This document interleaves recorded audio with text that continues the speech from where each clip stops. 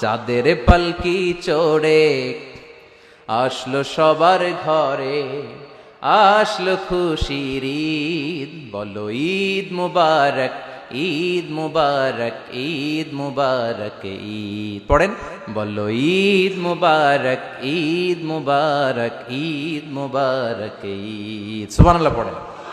এই ক্যালেন্ডার দেখে দেখে যেমনি আমরা কাজ করি, তেমনি চাঁদ দেখে আমরা রোজা রাখি, চাঁদ দেখে আমরা ঈদ করি, চাঁদ দেখে শরীয়তের সব কার্যক্রমগুলো পরিচালনা করি। চিল্লা এখন ঠিক কিনা?